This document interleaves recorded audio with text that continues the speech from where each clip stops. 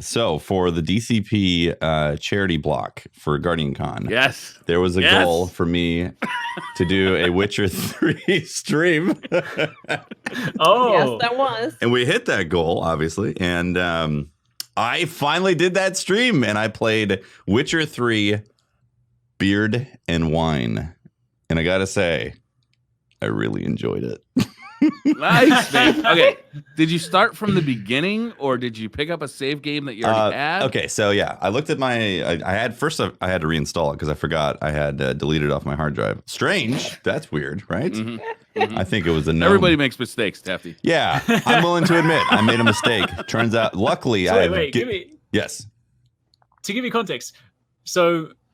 Did you not like The Witcher before? Was that why it was one of the sub goals? Because I think I'm out of the loop on this one. All right, yeah. So it's a little complex because not that I didn't like The Witcher, because I did enjoy the base game from what I played. I ended up starting it and stopping it multiple times, and as you know, doing variety, that's one of those death sentences for a game, you know, when you start and stop and then start and stop. It can be really rough to complete it. And on top of that, Witcher is a huge game. Witcher 3, like the base game alone is like gigantic. Yeah, it's a commitment to jump into that. I did actually get to the unicorn part, and some say that is The Witcher. That's the game right there. Once you've completed the unicorn part, you're done. So you haven't beaten The Witcher until you've found the stolen penis off of the statue. Yeah, this is true. So my save was actually at level 21, which is not high enough for Blood and Wine. So I actually did the thing where they can let you start a save for Blood and Wine or for the DLCs. So they basically complete everything for the main quest. Oh, that's nice. Yeah, and give you potions and stuff and level you up to 34, I believe.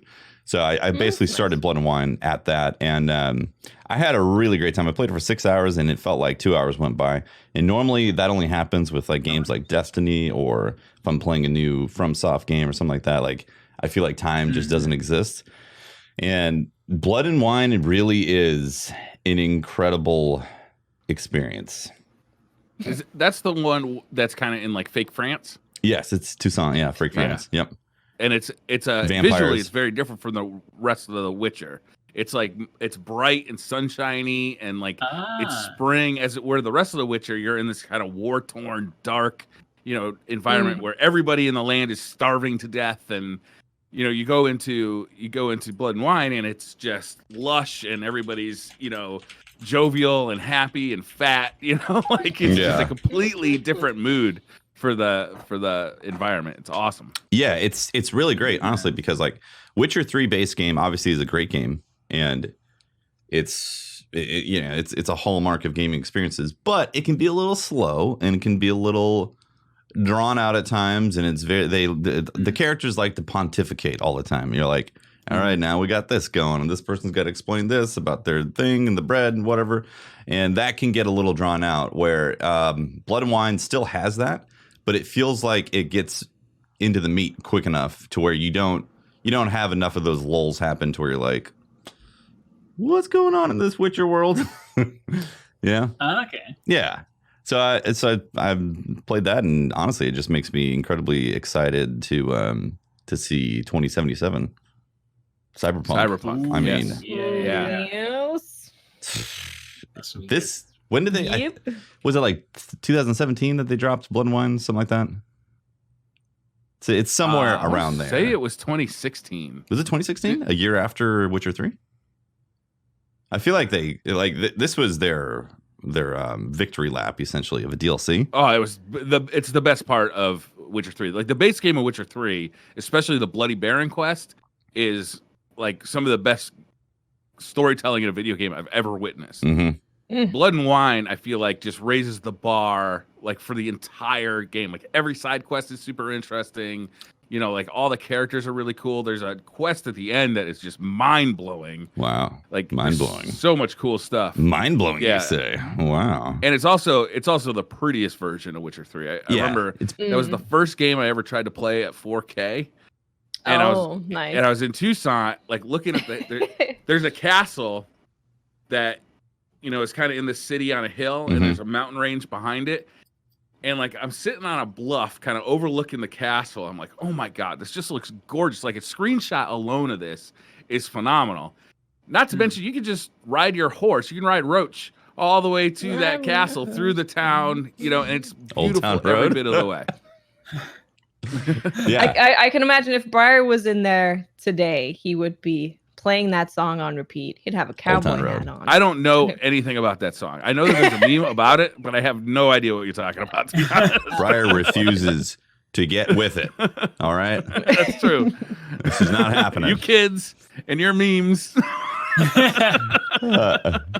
So yeah, it's an amazing game. Like I said, I played 6 hours, and initially I was just thinking I was going to do one stream, but like after playing it and getting into this whole vampire storyline, like it's so interesting in the way they've told it. Like I feel like I just feel compelled to want to see what happens next. Yeah. So it's really good, and again, it just makes me go, holy crap!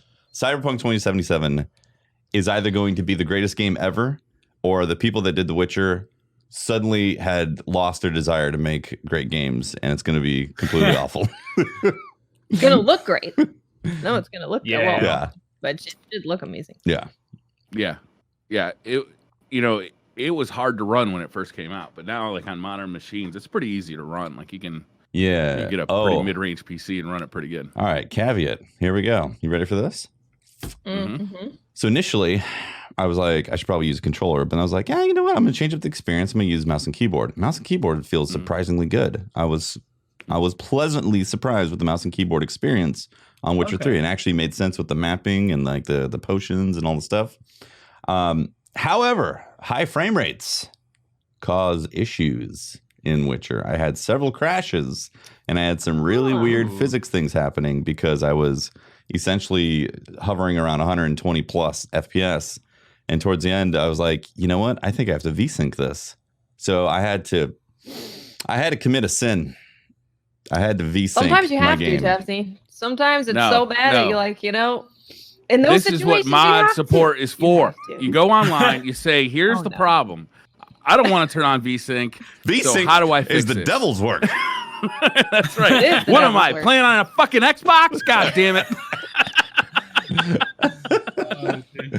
Hey, you know what? There are actually a ton of mods that really help. Graphically, they really improved that game, which is surprising, but they do. Yeah. But they also fix, like, you can make the combat harder. You can change the combat like in a ton of different ways. There's a ton of different stuff you can do that game, and I wouldn't be surprised if there's a frame rate fix trick for it. Frame rate fix is tough because that's usually baked into the engine.